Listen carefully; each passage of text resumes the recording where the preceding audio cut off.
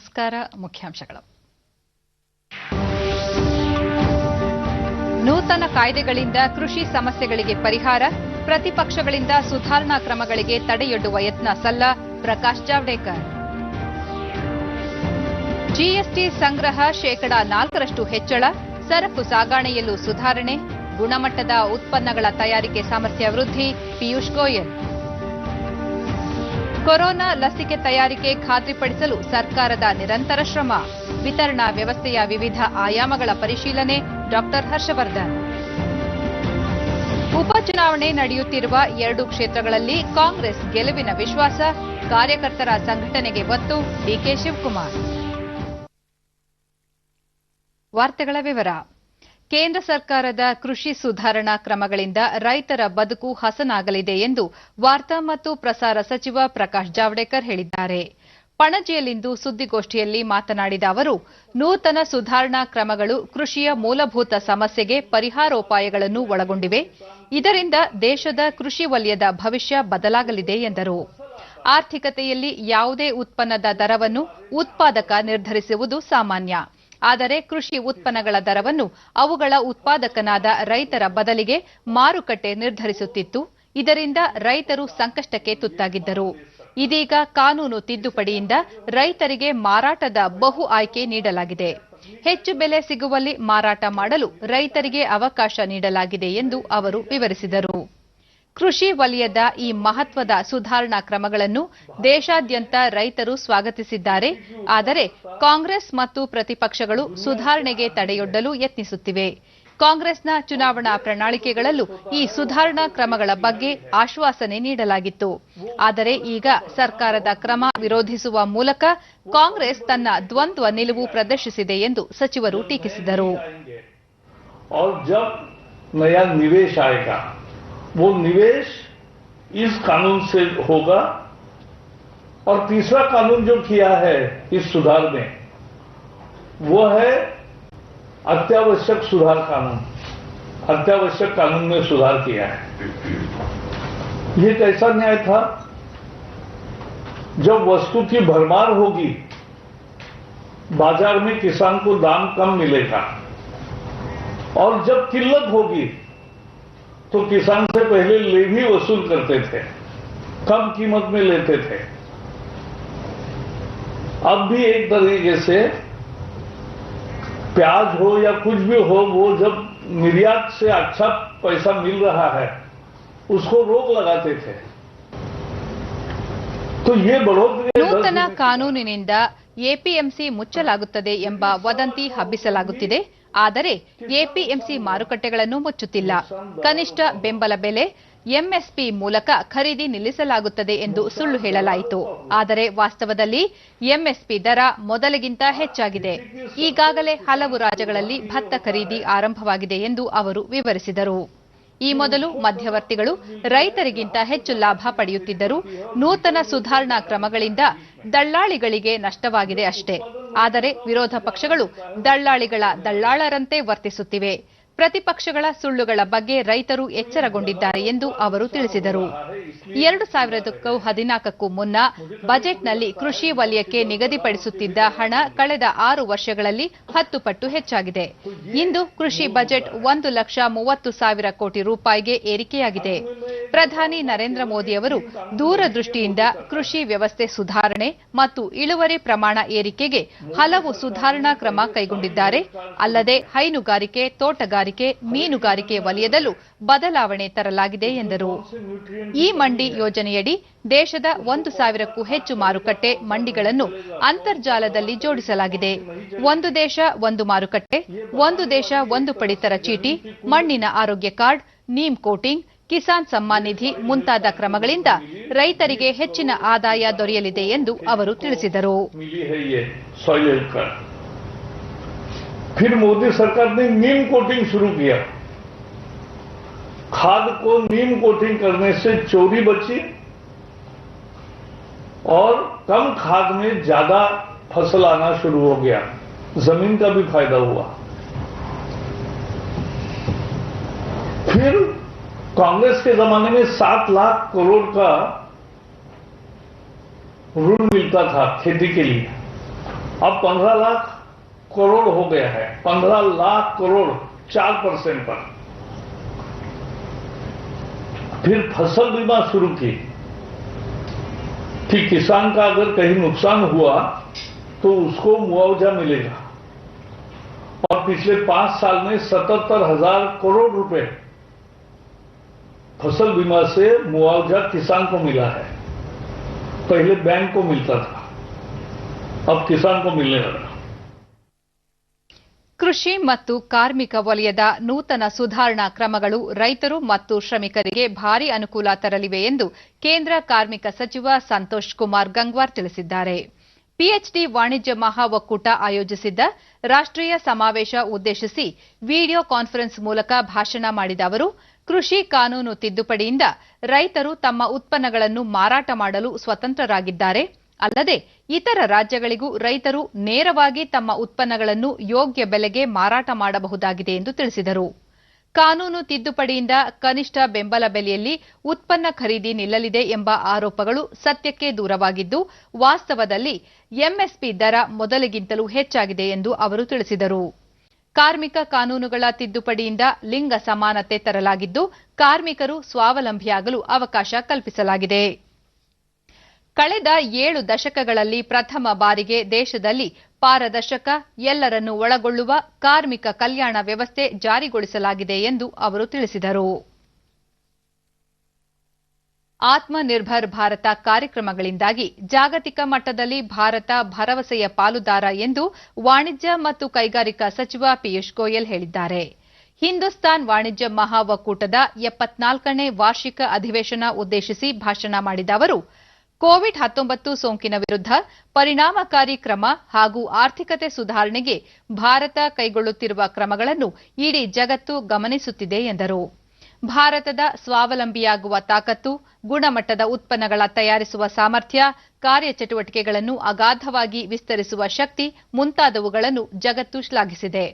ಕಳೆದ ವರ್ಷಕ್ಕೆ ಹೋಲಿಸಿದರೆ ಜಿಎಸ್ಟಿ ಸಂಗ್ರಹ ಶೇಕಡಾ 4ರಷ್ಟು ಹೆಚ್ಚಳವಾಗಿದ್ದು, ರೈಲ್ವೆ ಸರಕು ಸಾಗಣೆಯಲ್ಲೂ ಹೆಚ್ಚಳವಾಗಿರುವುದು ಮತ್ತೆ ಚೇತರಿಸಿಕೊಳ್ಳಲು ಸಹಕಾರಿಯಾಗಿದೆ ಎಂದು ಅವರು ತಿಳಿಸಿದರು.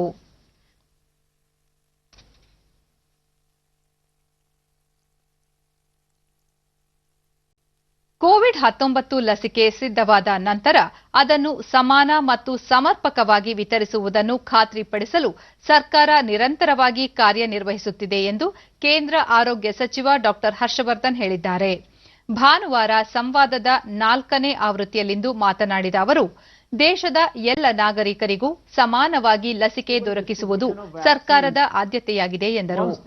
ಕೋವಿಡ್-19 ವಿರುದ್ಧದ ಹೋರಾಟದಲ್ಲಿ ಭಾಗಿಯಾಗಿರುವ ಆರೋಗ್ಯ ಕಾರ್ಯಕರ್ತರು ಸೇರಿದಂತೆ ತುರ್ತಾಗಿ ಲಸಿಕೆ ಅಗತ್ಯವಿರುವ ಆದ್ಯತಾ ಜನರ ಗುಂಪಿನ ಪಟ್ಟಿಯನ್ನು ರಾಜ್ಯ ಸರ್ಕಾರಗಳೊಂದಿಗೆ ಕೇಂದ್ರ ಸಿದ್ಧಪಡಿಸುತ್ತಿದೆ.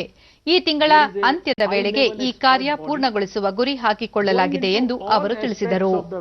ಉನ್ನತ ಮಟ್ಟದ ತಜ್ಞರ ಸಮಿತಿಯು ಲಸಿಕೆ ವಿತರಣೆಯ ಎಲ್ಲಾ ಆಯಾಮಗಳನ್ನು ಪರಿಶೀಲಿಸುತ್ತಿದೆ. ಲಸಿಕೆಗಳನ್ನು ಸ್ಥಳೀಯವಾಗಿ ಶೇಖರಿಸಲು ತಾಲೂಕು ಮಟ್ಟದಲ್ಲಿ ಶೀತಲೀಕರಣ ಸಂಗ್ರಹಾಗಾರಗಳ ಲಭ್ಯತೆಯನ್ನು ಖಾತ್ರಿಪಡಿಸಲಾಗುತ್ತಿದೆ ಎಂದು ಅವರು ವಿವರಿಸಿದರು. ಕೋವಿಡ್-19 ಸೋಂಕಿನಿಂದ ಗುಣಮುಖರಾದ ಪೆಟ್ರೋಲಿಯಂ ಸಚಿವ ಧರ್ಮೇಂದ್ರ ಪ್ರಧಾನ್ ಅವರು ಪ್ಲಾಸ್ಮಾ ದಾನ ಮಾಡಿದ್ದಾರೆ. ಕಟಕ್ನ ಆಸ್ಪತ್ರೆಯಲ್ಲಿ ಗುಣಮುಖರಾದ ನಂತರ ಮಾತನಾಡಿದ ಅವರು, ಪ್ಲಾಸ್ಮಾ ಥೆರಪಿಯಿಂದ ಕೋವಿಡ್ ಸೋಂಕು ಗುಣಪಡಿಸಬಹುದೆಂದು ಬಹಳಷ್ಟು ವೈದ್ಯರು ಅಭಿಪ್ರಾಯಪಟ್ಟಿದ್ದು, ತಮಗೂ ಸಹ ಈ ಚಿಕಿತ್ಸೆ ನೀಡಲಾಗಿದೆ. ಇದೀಗ ತಾವು ಚೇತರಿಕೆಯಾದ ನಂತರ ಇತರ ಸೋಂಕಿತರಿಗೆ ನೆರವಾಗಲು ಪ್ಲಾಸ್ಮಾ ದಾನ ಮಾಡುತ್ತಿರುವುದಾಗಿ ತಿಳಿಸಿದರು. ಸೋಂಕಿನಿಂದ ಗುಣಮುಖರಾದವರು ತಪ್ಪದೆ ಪ್ಲಾಸ್ಮಾ ದಾನ ಮಾಡುವಂತೆ ಅವರು ಕರೆ ನೀಡಿದರು. उपाय हो सकता है, इससे एक्सपर्ट्स का, डॉक्टर्स की अनुमान है, प्रेडिक्शन भी है, कहना भी है। और मैं जब खुद कोविड ट्रीटमेंट ले रहा था तो मेरे ऊपर भी प्लाज्मा थेरापी का अप्लाई किया गया था। तब से मेरे मन में एक बात था, जब मैं ठीक हो जाऊंगा मैं खुद भी प्लाज्मा डोनेशन करूंगा। मेरे प्लाज्मा अगर कोई कोविड पीड़ित भाई बहन के काम पे आएगा, ये मेरे लिए व्यक्तिगत रूप में बड़ा संतोष की विषय रहेगा. ರಾಜ್ಯದಲ್ಲಿ ಖಾಸಗಿ ಶಾಲೆಗಳಲ್ಲಿ ಒಂದು ಕಂತಿಗಿಂತ ಹೆಚ್ಚಿನ ಶುಲ್ಕ ವಸೂಲಿ ಮಾಡುವಂತಿಲ್ಲ ಎಂದು ಪ್ರಾಥಮಿಕ ಹಾಗೂ ಪ್ರೌಢಶಿಕ್ಷಣ ಸಚಿವ ಸುರೇಶ್ ಕುಮಾರ್ ತಿಳಿಸಿದ್ದಾರೆ. ಚಾಮರಾಜನಗರದಲ್ಲಿ ನಿನ್ನೆ ಅವರು ಹೆಚ್ಚಿನ ಶುಲ್ಕ ವಸೂಲಿ ಮಾಡುವ ಶಿಕ್ಷಣ ಸಂಸ್ಥೆಗಳ ಕುರಿತು ಮಾಹಿತಿ ನೀಡುವಂತೆ ಕ್ಷೇತ್ರ ಶಿಕ್ಷಣಾಧಿಕಾರಿಗಳಿಗೆ ತಿಳಿಸಲಾಗಿದೆ. ಆದೇಶ ಉಲ್ಲಂಘಿಸುವ ಶಾಲೆಗಳ ವಿರುದ್ಧ ಕಠಿಣ ಕ್ರಮ ಕೈಗೊಳ್ಳಲಾಗುವುದು ಎಂದು ಎಚ್ಚರಿಸಿದ್ದಾರೆ. ಇದೇ ಸಂದರ್ಭದಲ್ಲಿ ಶಾಲೆಗಳ ಆರಂಭದ ಬಗ್ಗೆ ಎಲ್ಲ ರೀತಿಯ ಸಮಾಲೋಚನೆ ನಂತರ ಇನ್ನೊಂದು ವಾರದಲ್ಲಿ ಅಧಿಕೃತ ತೀರ್ಮಾನ ಪ್ರಕಟಿಸಲಾಗುವುದು. ಕೇಂದ್ರ ಸರ್ಕಾರ ಅಕ್ಟೋಬರ್ 15ರಿಂದ ಹಂತ ಹಂತವಾಗಿ ಶಾಲೆಗಳನ್ನು ಪ್ರಾರಂಭಿಸಲು ಅವಕಾಶ ನೀಡಿದೆ. ಪೋಷಕರು, ಜನಪ್ರತಿನಿಧಿಗಳು ಎಲ್ಲರ ಸಲಹೆ, ಸೂಚನೆ, ಅಭಿಪ್ರಾಯ ಪರಿಗಣಿಸಿ ಆಗುಹೋಗುಗಳ ಬಗ್ಗೆ ಚರ್ಚಿಸಿ ನಂತರವಷ್ಟೇ ಶಾಲೆಗಳ ಪ್ರಾರಂಭದ ಬಗ್ಗೆ ನಿರ್ಧರಿಸಲಾಗುವುದು ಎಂದು ಹೇಳಿದರು. ಸ್ಪಷ್ಟೀಕರಣ ಈ ನಿರ್ಧಾರವನ್ನು ನಾವು ಪ್ರಕಟಿಸ್ತೀವಿ.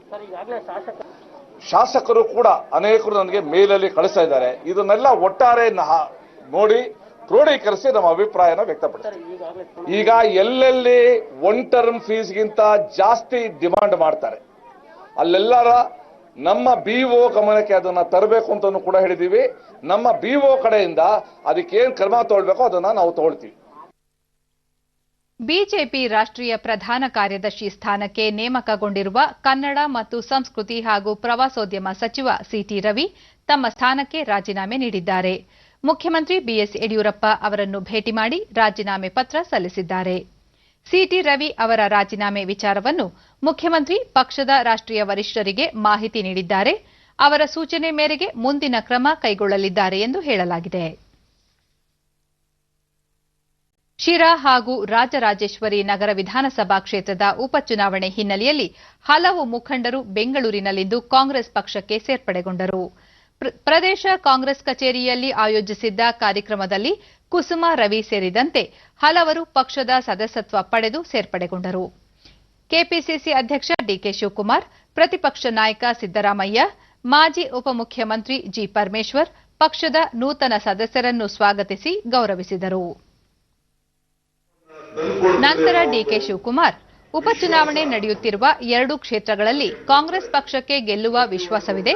ಸ್ಥಳೀಯ ಹಂತದಲ್ಲಿ ಕಾರ್ಯಕರ್ತರ ಸಂಘಟನೆ ಬಲವರ್ಧನೆಗೆ ಅಗತ್ಯ ಕ್ರಮ ಕೈಗೊಳ್ಳಲಾಗಿದೆ ಎಂದರು.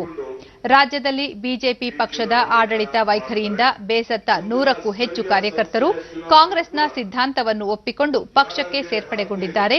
ಇನ್ನು ಕೆಲವರು ಪಕ್ಷ ಸೇರಲು ಮುಂದಾಗಿದ್ದು, ಸಮಿತಿ ಜತೆ ಚರ್ಚಿಸಿ ಮುಂದಿನ ಕ್ರಮ ಕೈಗೊಳ್ಳಲಾಗುವುದು ಎಂದರು. ಮುಂದಿನ ಚುನಾವಣೆಗಳಲ್ಲಿ ಪಕ್ಷ ಜಯಗಳಿಸಲು ಪಕ್ಷಕ್ಕೆ ಸೇರುವವರು ಪ್ರತಿಯೊಂದು ಬೂತ್ ಮಟ್ಟದಲ್ಲಿ ಶ್ರಮಿಸಬೇಕು. ಹಿರಿಯ ಮುಖಂಡರು ಅವರಿಗೆ ಮಾರ್ಗದರ್ಶನ ನೀಡಲಿದ್ದಾರೆ. ಪಕ್ಷದ ನೂತನ ಸದಸ್ಯರು ಹಿರಿಯ ಕಾರ್ಯಕರ್ತರೆಂದು ಭೇದ ಭಾವ ಮಾಡದೆ ಪಕ್ಷಕ್ಕಾಗಿ ಶ್ರಮಿಸುವವರಿಗೆ ಆದ್ಯತೆ ನೀಡುವುದಾಗಿ ತಿಳಿಸಿದರು. ಕರ್ನಾಟಕವು ಗಂಗರು, ರಾಷ್ಟ್ರಕೂಟರು, ಚಾಲುಕ್ಯರು, ವಿಜಯನಗರ ಅರಸರ ಆಳ್ವಿಕೆಯ ಗತಕಾಲದ ಇತಿಹಾಸವನ್ನು ಹೊಂದಿದೆ. ಈ ನಿಟ್ಟಿನಲ್ಲಿ ನೆಲಮಂಗಲ ಬಳಿಯ ಮಣ್ಣೆ ಗ್ರಾಮದಲ್ಲಿರುವ ಐತಿಹಾಸಿಕ ಸ್ಥಳ ಸಂರಕ್ಷಣೆಗೆ ಸಂಬಂಧಿಸಿದಂತೆ ಕೇಂದ್ರ ಮತ್ತು ರಾಜ್ಯ ಪುರಾತತ್ವ ಇಲಾಖೆ ಅಧಿಕಾರಿಗಳು ನಿನ್ನೆ ಭೇಟಿ ನೀಡಿ ಪರಿಶೀಲಿಸಿದರು. ನೆಲಮಂಗಲ ತಹಸೀಲ್ದಾರ್ ಎಂ ಶ್ರೀನಿವಾಸ್ ಸೇರಿದಂತೆ ಇತಿಹಾಸ ತಜ್ಞರು ಉಪಸ್ಥಿತರಿದ್ದರು. ಹಲವು ಶಾಸನಗಳು ಹಾಗೂ ಕ್ರಿಸ್ತ ಶಕ 8ನೇ ಶತಮಾನದ ಗುಡಿಗಳು, ಜೈನ ಬಸದಿ, ರಾಷ್ಟ್ರಕೂಟರ ಅರಮನೆಗಳು, ವೀರಗಲ್ಲುಗಳ ಬಗ್ಗೆ ಕೇಂದ್ರ ಪರಿಶೀಲನಾ ತಂಡ ಸ್ಥಳೀಯರು ಹಾಗೂ ಇತಿಹಾಸ ತಜ್ಞರಿಂದ ಮಾಹಿತಿ ಪಡೆದರು. ಗ್ರಾಮದಲ್ಲಿ ಐತಿಹಾಸಿಕ ಗಂಗರ ಕಾಲದ ಕುರುಹುಗಳಿವೆ. ಇವುಗಳ ಸೂಕ್ತ ಸಂರಕ್ಷಣೆಗೆ ಪ್ರಾಚ್ಯ ವಸ್ತು ಸಂಗ್ರಹಾಲಯ ನಿರ್ಮಿಸುವ ಮೂಲಕ ಗತಕಾಲದ ಮಣ್ಣೆ ವೈಭವವನ್ನು ಹೆಚ್ಚಿಸಲು ಅಗತ್ಯ ಕ್ರಮ ಕೈಗೊಳ್ಳುವುದಾಗಿ ಕೇಂದ್ರ ಪರಿಶೀಲನಾ ತಂಡ ಮಾಹಿತಿ ನೀಡಿದೆ.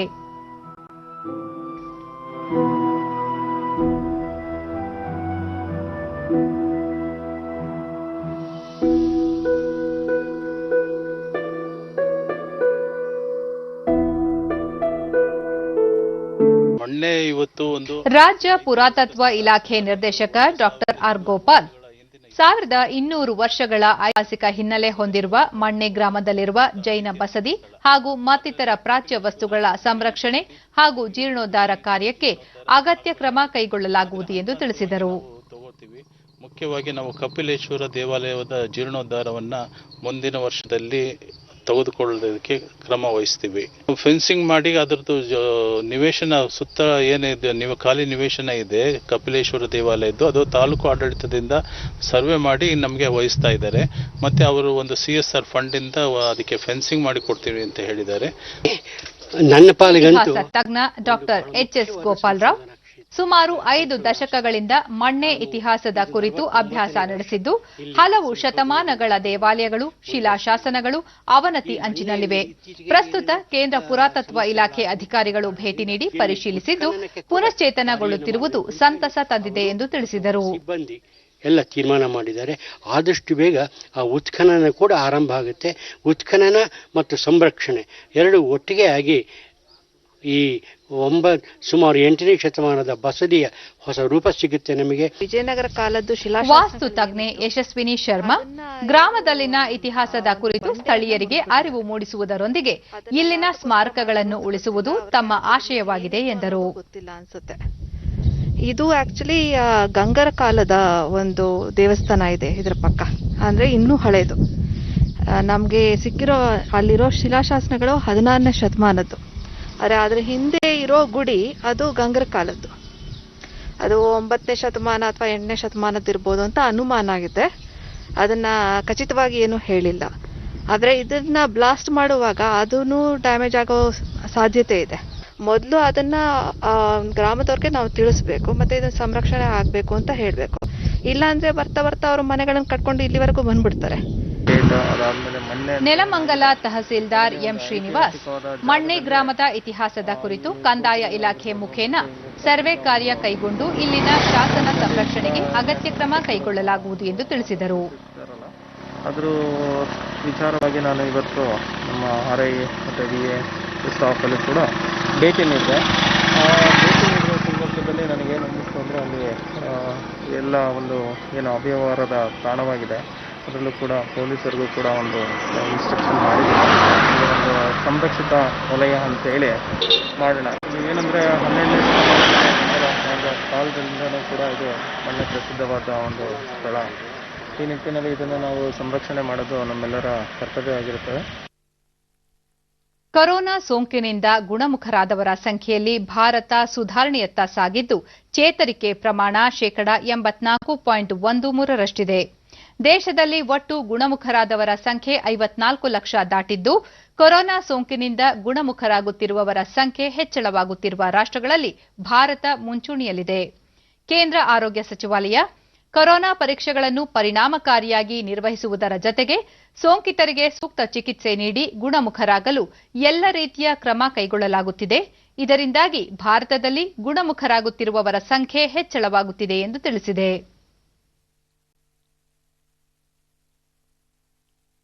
ದೇಶದಲ್ಲಿ ಈವರೆಗೆ 55,09,966 ಕೊರೋನಾ ಸೋಂಕಿತರು ಗುಣಮುಖರಾಗಿದ್ದು, ಸುಮಾರು 9,37,625 ಸಕ್ರಿಯ ಪ್ರಕರಣಗಳಿವೆ.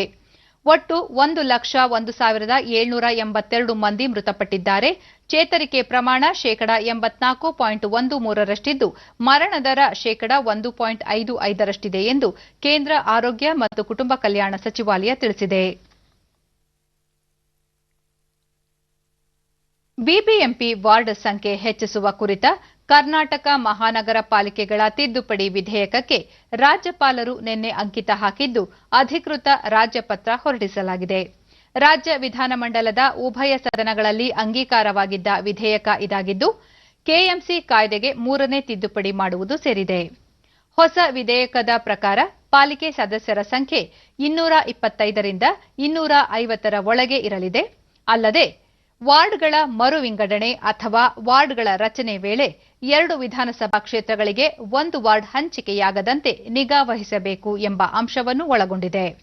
ವಾರ್ಡ್ಗಳ ಗಡಿ ನಿರ್ಧಾರ ಕುರಿತು ಶಿಫಾರಸು ಮಾಡಲು ಗಡಿ ನಿರ್ಧಾರ ಆಯೋಗ ರಚನೆ ಮಾಡಲು ಪ್ರಸ್ತಾವನೆ ಮಾಡಲಾಗಿದೆ.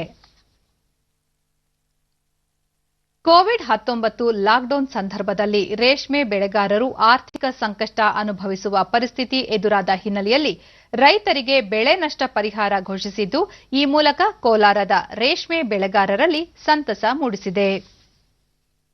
ಕೊರೋನಾ ಸೋಂಕು ಭೀತಿಯಿಂದಾಗಿ ಕಳೆದ 4 ತಿಂಗಳಿನಿಂದ ರೇಷ್ಮೆ ಗೂಡಿನ ಮಾರಾಟವಿಲ್ಲದೆ ನಷ್ಟ ಅನುಭವಿಸುತ್ತಿದ್ದ ಸಂದಿಗ್ಧ ಸಂದರ್ಭದಲ್ಲಿ ಸರ್ಕಾರ ಬೆಳೆ ನಷ್ಟ ಪರಿಹಾರ ನೀಡುವ ಮೂಲಕ ರೈತರನ್ನು ಪ್ರೋತ್ಸಾಹಿಸುವ ಕಾರ್ಯಕ್ಕೆ ಮುಂದಾಗಿದೆ.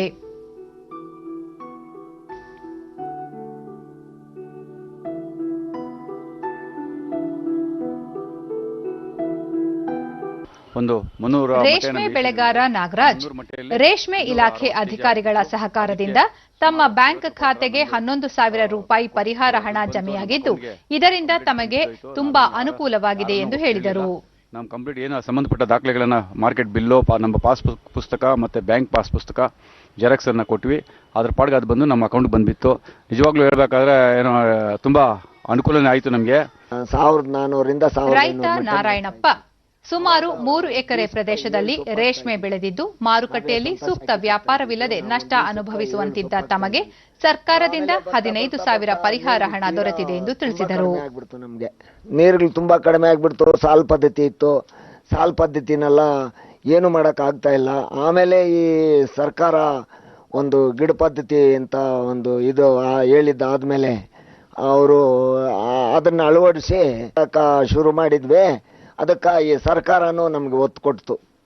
ಈಗ ಲಾಕ್ಡೌನ್ ಮತ್ತೋರ್ವ ಫಲಾನುಭವಿ ಮಂಜುನಾಥ್ ಸುಮಾರು 4 ವರ್ಷದಿಂದ ವಿವಿಧ ತಳಿಯ ರೇಷ್ಮೆ ಗೂಡುಗಳನ್ನು ಬೆಳೆಯುತ್ತಿದ್ದೇನೆ. ಪ್ರಸ್ತುತ ಕೊರೋನಾ ಸೋಂಕು ಭೀತಿಯಿಂದಾಗಿ ಮಾರಾಟ ಸಾಧ್ಯವಾಗದೆ ಸಂಕಷ್ಟದಲ್ಲಿದ್ದ ತಮಗೆ ಸರ್ಕಾರದಿಂದ 48,000 ರೂಪಾಯಿ ಪರಿಹಾರ ಹಣ ದೊರೆತಿದ್ದು, ಮತ್ತಷ್ಟು ಆರ್ಥಿಕ ಪ್ರೋತ್ಸಾಹದ ನಿರೀಕ್ಷೆ ಹೊಂದಿರುವುದಾಗಿ ತಿಳಿಸಿದರು. ಚಿನ್ನಕ್ಕೆ 30 ರೂಪಾಯಿ ಅಂತ ಕೊಟ್ಟಿದ್ದಾರೆ. 50 ರೂಪಾಯಿ ನಮ್ಗೆ ಯಾವ ಕಡೆನೂ ಸಾಲಲ್ಲ. ಈಗ ಇನ್ನು ನಮ್ಗೆ ಬಂದಿರೋದು ಬರೀ 44,000 ಮಾತ್ರ ಬಂದಿದೆ. ಈಗ ದರ ಕುಸಿತದಿಂದ ಕೋಲಾರ ಸರ್ಕಾರಿ ರೇಷ್ಮೆ ಮಾರುಕಟ್ಟೆಯ ಸಹಾಯಕ ನಿರ್ದೇಶಕಿ ಲಕ್ಷ್ಮೀ ರೆಡ್ಡಿ ರೇಷ್ಮೆ ಬೆಳೆಗಾರರಿಗೆ ಸರ್ಕಾರ ಪರಿಹಾರ ಧನ ಘೋಷಿಸಿದ್ದು, ತಮ್ಮ ಜಿಲ್ಲಾ ವ್ಯಾಪ್ತಿಯ 3,000 ಅರ್ಹ ಫಲಾನುಭವಿಗಳ ಬ್ಯಾಂಕ್ ಖಾತೆಗೆ ಹಣ ಜಮೆಗೊಳಿಸುವ ಕಾರ್ಯ ಪ್ರಗತಿಯಲ್ಲಿದ್ದು, ಈವರೆಗೂ ಸುಮಾರು 300ಕ್ಕೂ ಹೆಚ್ಚು ಬೆಳೆಗಾರರ ಖಾತೆಗಳಿಗೆ 43 ಲಕ್ಷ ಹಣ ಜಮೆ ಮಾಡಲಾಗಿದೆ ಎಂದು ತಿಳಿಸಿದರು. ಆಮೇಲೆ ಆಧಾರ್ ಕಾರ್ಡ್, ಆಮೇಲೆ ಮುಂಗಡ ಸಂದ ರಸೀದಿ ಪಡ್ಕೊಂಡು ನೇರವಾಗಿ ಅವ್ರ ಮುಖಾಂತರ ಅವ್ರ ಅಕೌಂಟ್ಗೆ ನೇರವಾಗಿ ನಮ್ಮ ಕೇಟು ಮುಖಾಂತರ ಟ್ರಾನ್ಸಾಕ್ಟ್ ಮಾಡ್ತಾ ಇದ್ದೀವಿ. ಈಗಾಗಲೇ ನಮ್ಮಲ್ಲಿ 338 ಜನ 43 ಲಕ್ಷ ಡ್ರಾ ಮಾಡಿ ಡೈರೆಕ್ಟ್ ಆಗಿ ಅವ್ರ ಅಕೌಂಟ್ಗೆ ಹಣ ಸಂದಾಯ ಆಗಿರುತ್ತೆ. ಕೋವಿಡ್ ಸೋಂಕಿನಿಂದ ಆಸ್ಪತ್ರೆಯಲ್ಲಿ ಚಿಕಿತ್ಸೆ ಪಡೆಯುತ್ತಿರುವ ಅಮೆರಿಕ ಅಧ್ಯಕ್ಷ ಡೊನಾಲ್ಡ್ ಟ್ರಂಪ್ ಅವರಲ್ಲಿ ಜ್ವರದ ಯಾವುದೇ ಲಕ್ಷಣಗಳಿಲ್ಲದೆ ಸದೃಢರಾಗಿದ್ದಾರೆ ಎಂದು ಅಲ್ಲಿನ ವೈದ್ಯರು ತಿಳಿಸಿದ್ದಾರೆ. ಅವರ ಆರೋಗ್ಯ ಪರಿಸ್ಥಿತಿ ಸುಧಾರಿಸಿದ್ದು, ಸೋಂಕಿನಿಂದ ಶೀಘ್ರ ಚೇತರಿಸಿಕೊಳ್ಳಲಿದ್ದಾರೆ ಎಂದು ವೈದ್ಯರು ತಿಳಿಸಿದ್ದಾರೆ.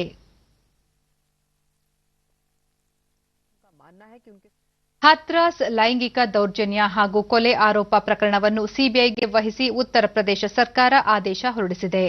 ಮುಖ್ಯಮಂತ್ರಿ ಯೋಗಿ ಆದಿತ್ಯನಾಥ್ ಅವರು ಹಥ್ರಾಸ್ ಪ್ರಕರಣದ ಇಡೀ ತನಿಖೆಯನ್ನು ಸಿಬಿಐಗೆ ವಹಿಸಿ ಆದೇಶ ಹೊರಡಿಸಿದ್ದಾರೆ ಎಂದು ಮುಖ್ಯಮಂತ್ರಿ ಕಚೇರಿ ಟ್ವೀಟ್ ಮಾಡಿದೆ. ಈ ಮೊದಲು ಪ್ರಕರಣವನ್ನು ಎಸ್ಐಟಿ ತನಿಖೆಗೆ ಆದೇಶಿಸಲಾಗಿತ್ತು. ಈ ಮಧ್ಯೆ ಉತ್ತರ ಪ್ರದೇಶ ಹೆಚ್ಚುವರಿ ಮುಖ್ಯ ಕಾರ್ಯದರ್ಶಿ ಅವನೀಶ್ ಅವಸ್ಥಿ ಮತ್ತು ಪೊಲೀಸ್ ಮಹಾನಿರ್ದೇಶಕ ಎಚ್ಸಿ ಅವಸ್ಥಿ ನಿನ್ನೆ ಹಥ್ರಾಸ್ಗೆ ತೆರಳಿ ಸಂತ್ರಸ್ತ ಕುಟುಂಬ ಸದಸ್ಯರ ಮನವಿ ಆಲಿಸಿದರು. ಮತ್ತೊಂದೆಡೆ ಪ್ರಕರಣದಲ್ಲಿ ಕಾಂಗ್ರೆಸ್ ರಾಜಕಾರಣ ಮಾಡುತ್ತಿದೆ ಎಂದು ಕೇಂದ್ರ ಸಚಿವೆ ಸ್ಮೃತಿ ಇರಾನಿ ಟೀಕಿಸಿದ್ದಾರೆ. ರಾಹುಲ್ ಗಾಂಧಿ ಹಥ್ರಾಸ್ಗೆ ಭೇಟಿ ನೀಡಿರುವುದು ರಾಜಕೀಯ ತಂತ್ರಗಾರಿಕೆ ವಿನಃ ಸಂತ್ರಸ್ತರಿಗೆ ನ್ಯಾಯ ಒದಗಿಸುವುದಲ್ಲ ಎಂದಿದ್ದಾರೆ. ಪ್ರಕೃತಿ ವಿಕೋಪ ಹಾಗೂ ಮಕ್ಕಳ ದಾಖಲಾತಿ ಕೊರತೆಯಿಂದ ಮುಚ್ಚಲಾಗಿದ್ದ ಕೊಡಗು ಜಿಲ್ಲೆಯ ಮದೆ ಗ್ರಾಮದ ಸರ್ಕಾರಿ ಹಿರಿಯ ಪ್ರಾಥಮಿಕ ಶಾಲೆ ಪುನರಾರಂಭಗೊಂಡಿದೆ.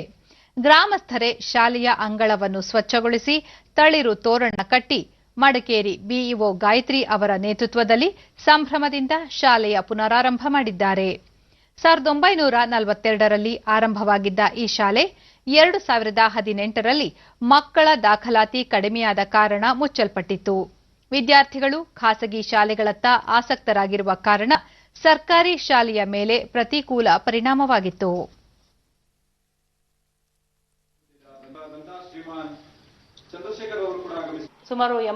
ಡಿಡಿ ನ್ಯೂಸ್ನೊಂದಿಗೆ ಬಿಇಒ ಗಾಯತ್ರಿ 70 ವರ್ಷದ ಹಳೆಯದಾದ ಈ ಶಾಲೆ ಪುನರಾರಂಭಗೊಂಡಿದೆ. ಸುಮಾರು 80 ಮನೆಗಳಿರುವ ಈ ಊರಿನಲ್ಲಿ 20 ಮಕ್ಕಳು ಪ್ರವೇಶ ಪಡೆದುಕೊಂಡಿದ್ದಾರೆ ಎಂದರು. ಈ ಪ್ರದೇಶದಲ್ಲಿ ವಾಸವಾಗಿರುವಂತಹ ಕುಟುಂಬದಲ್ಲಿರುವಂತಹ ಮಕ್ಕಳಿಗೆ ಈ ಶಾಲೆಯನ್ನ ಪುನರಾರಂಭಿಸಬೇಕು ಅಂತ ಹೇಳಿಬಿಟ್ಟು ಊರಿನ ಶಿಕ್ಷಣಾಸಕ್ತರು, ಹಿರಿಯರು, ಗ್ರಾಮಸ್ಥರು ಎಲ್ಲರೂ ಕೂಡ ಮನವಿಯನ್ನು ಗ್ರಾಮ ಪಂಚಾಯಿತಿ ಮೂಲಕ ಇಲಾಖೆಗೆ ಸಲ್ಲಿಸಿದ್ರಿಂದ ಈ ಶಾಲೆಯ ನಾವು ಇಂದು ಈ ಪುನರಾರಂಭವನ್ನು ಮಾಡ್ತಾ ಇದ್ದೇವೆ. ಆದ್ರೆ ಈಗ ಕೊರೋನಾದಿಂದ ಗ್ರಾಮಸ್ಥ ಹೇಮಂತ್, ಶಾಲೆ ಪುನರಾರಂಭಗೊಂಡಿರುವುದು ಗ್ರಾಮಸ್ಥರಲ್ಲಿ ಸಂತಸ ತಂದಿದೆ ಎಂದರು. ಮತ್ತೆ ನಾವು ಊರಿನವರೆಲ್ಲ ಸೇರ್ಕೊಂಡು ಶಾಲೆ ಮತ್ತೆ ತೆರಿಬೇಕು ಅನ್ನೋ ಕಾರಣಕ್ಕೋಸ್ಕರ ಶಾಲೆಯನ್ನ ಕಳೆದ ವಾರ ಶ್ರಮದಾನದಿಂದ ಸ್ವಚ್ಛಗೊಳಿಸಿದ್ದೀವಿ. ಇನ್ನು ಮುಂದಿನ ದಿನಗಳಲ್ಲಿ ಒಂದು ಒಳ್ಳೆಯ ಶಾಲೆಯಾಗಿ ನಿರ್ಮಾಣ ಮಾಡಬೇಕು ಅಂತ ನಾವು ಗ್ರಾಮಸ್ಥರು ಮತ್ತು ಎಲ್ಲ ಪೋಷಕರು ಕೂಡ ಶ್ರಮ ಪಡ್ತಾ ಇದ್ದೀವಿ. ತುಂಬಾ ಖುಷಿ ಆಗ್ತಾ ಇದೆ. ಈಗ ನಮ್ಮ ಸ್ಕೂಲ್ ಮತ್ತೆ ಓಪನ್ ಆಗ್ತಾ ಇದೆ ಅಂತ ಹೇಳಿದ್ರೆ ಎಲ್ರಿಗೂ ಕೂಡ ಒಂದು ಹೆಮ್ಮೆಯ ವಿಷಯ ಅಂತಾನೆ ಹೇಳ್ಬೋದು. ಈಗ ಬಿಜೆಪಿ ಕೇಂದ್ರೀಯ ಚುನಾವಣಾ ಸಮಿತಿ ಸಭೆ ಇಂದು ನಡೆಯಲಿದ್ದು, ಬಿಹಾರ ವಿಧಾನಸಭಾ ಕ್ಷೇತ್ರದ ಅಭ್ಯರ್ಥಿಗಳ ಪಟ್ಟಿ ಬಿಡುಗಡೆಯಾಗುವ ಸಾಧ್ಯತೆ ಇದೆ. ಇದಕ್ಕೂ ಮುನ್ನ ದೆಹಲಿ ಹಾಗೂ ಪಾಟ್ನಾದಲ್ಲಿ ಬಿಜೆಪಿ ನಾಯಕರ ಸಭೆ ನಡೆದು ಸಮಾಲೋಚನೆ ನಂತರ ಕೇಂದ್ರ ಚುನಾವಣಾ ಸಮಿತಿ ಸಭೆ ನಡೆಯಲಿದೆ. ಬಿಹಾರದಲ್ಲಿ ಅಕ್ಟೋಬರ್ 28, ನವೆಂಬರ್ 3 ಹಾಗೂ 7ರಂದು 3 ಹಂತಗಳಲ್ಲಿ ವಿಧಾನಸಭೆ ಚುನಾವಣೆ ನಡೆಯಲಿದೆ. ಈ ಮಧ್ಯೆ ಮಹಾಗಠಬಂಧನ್ನ ಸೀಟು ಹಂಚಿಕೆ ಪ್ರಕಟಗೊಂಡಿದ್ದು, ಬಿಹಾರದ 243 ಕ್ಷೇತ್ರಗಳ ಪೈಕಿ ಆರ್ಜೆಡಿ 144 ಕ್ಷೇತ್ರಗಳಲ್ಲಿ, ಕಾಂಗ್ರೆಸ್ 70 ಕ್ಷೇತ್ರಗಳಲ್ಲಿ ಸ್ಪರ್ಧೆ ಮಾಡಲು ತೀರ್ಮಾನಿಸಿದೆ. ಆರ್ಜೆಡಿ ತನ್ನ ಪಾಲಿನ ಕ್ಷೇತ್ರಗಳಲ್ಲಿ ಜಾರ್ಖಂಡ್ ಮುಕ್ತಿ ಮೋರ್ಚಾ ಹಾಗೂ ವಿಕಾಸಶೀಲ್ ಇನ್ಸಾನ್ ಪಕ್ಷದೊಂದಿಗೆ ಸ್ಥಾನ ಹೊಂದಾಣಿಕೆ ಮಾಡಿಕೊಂಡಿದೆ ಎಂದು ಆರ್ಜೆಡಿ ಮುಖ್ಯಸ್ಥ ತೇಜಸ್ವಿ ಯಾದವ್ ತಿಳಿಸಿದ್ದಾರೆ. ಆದರೆ ವಿಕಾಸಶೀಲ್ ಇನ್ಸಾನ್ ಪಕ್ಷದ ಮುಖ್ಯಸ್ಥ ಮುಖೇಶ್ ಸಹಾನಿ ಆರ್ಜೆಡಿ ತಮ್ಮ ಪಕ್ಷಕ್ಕೆ ಹೆಚ್ಚು ಸೀಟು ನೀಡಲು ಒಪ್ಪುತ್ತಿಲ್ಲ, ಹೀಗಾಗಿ ಮೈತ್ರಿಕೂಟದಿಂದ ಹೊರಬರುತ್ತಿದ್ದೇವೆ ಎಂದು ತಿಳಿಸಿದರು. ಜಮ್ಮು ಕಾಶ್ಮೀರದ ಪೂಂಚ್ ವಲಯದ ಗಡಿ ನಿಯಂತ್ರಣ ರೇಖೆ ಬಳಿ ಪಾಕಿಸ್ತಾನ ಸೇನಾಪಡೆಗಳು ಇಂದು ಬೆಳಗಿನ ಜಾವ ಮತ್ತೆ ಕದನ ವಿರಾಮ ಉಲ್ಲಂಘಿಸಿದ್ದು ಅಪ್ರಚೋದಿತ ದಾಳಿ ನಡೆಸಿವೆ. ಕಾಶ್ಮೀರದ ಮಾನ್ಕೋಟ್ ಬಳಿ ಬೆಳಗಿನ ಜಾವ 3:20 ವೇಳೆ ಪಾಕಿಸ್ತಾನ ಪಡೆಗಳು ಶೆಲ್ ದಾಳಿ ನಡೆಸಿದ್ದು, ಇದಕ್ಕೆ ಭಾರತೀಯ ಸೇನಾಪಡೆಗಳು ತಕ್ಕ ಪ್ರತ್ಯುತ್ತರ ನೀಡಿವೆ. ದಾಳಿಯಲ್ಲಿ ಯಾವುದೇ ಪ್ರಾಣಹಾನಿ ಸಂಭವಿಸಿಲ್ಲ ಎಂದು ಸೇನಾ ವಕ್ತಾರರು ತಿಳಿಸಿದ್ದಾರೆ.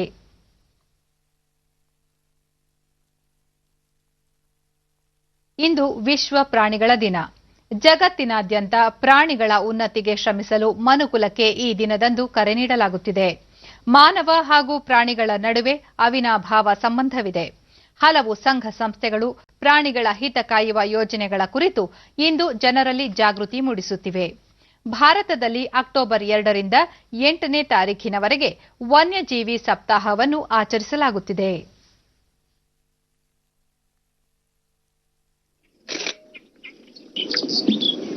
These marshes are extremely important feeding grounds for thousands of birds. Chital or spotted deer is the only species of deer where they have been kept in captivity.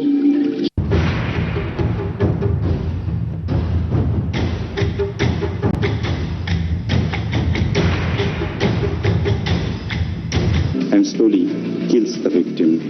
This one has been spotted at Shudhan locally.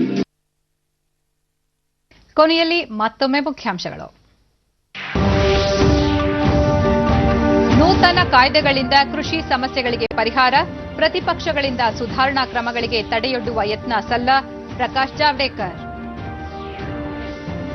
GST ಸಂಗ್ರಹ 4% ಹೆಚ್ಚಳ, ಸರಕು ಸಾಗಣೆಯಲ್ಲೂ ಸುಧಾರಣೆ, ಗುಣಮಟ್ಟದ ಉತ್ಪನ್ನಗಳ ತಯಾರಿಕೆ ಸಾಮರ್ಥ್ಯ ವೃದ್ಧಿ, Piyush Goyal. Corona ಲಸಿಕೆ ತಯಾರಿಕೆ ಖಾತ್ರಿಪಡಿಸಲು ಸರ್ಕಾರದ ನಿರಂತರ ಶ್ರಮ, ವಿತರಣಾ ವ್ಯವಸ್ಥೆಯ ವಿವಿಧ ಆಯಾಮಗಳ ಪರಿಶೀಲನೆ, ಡಾ ಹರ್ಷವರ್ಧನ್. ಉಪಚುನಾವಣೆ ನಡೆಯುತ್ತಿರುವ 2 ಕ್ಷೇತ್ರಗಳಲ್ಲಿ ಕಾಂಗ್ರೆಸ್ ಗೆಲುವಿನ ವಿಶ್ವಾಸ, ಕಾರ್ಯಕರ್ತರ ಸಂಘಟನೆಗೆ ಒತ್ತು, ಡಿಕೆ ಶಿವಕುಮಾರ್. ನಮ್ಮ ಮುಂದಿನ ವಾರ್ತಾ ಪ್ರಸಾರ ಸಂಜೆ 7 ಗಂಟೆಗೆ ಚಂದನದಲ್ಲಿ. ನಮಸ್ಕಾರ.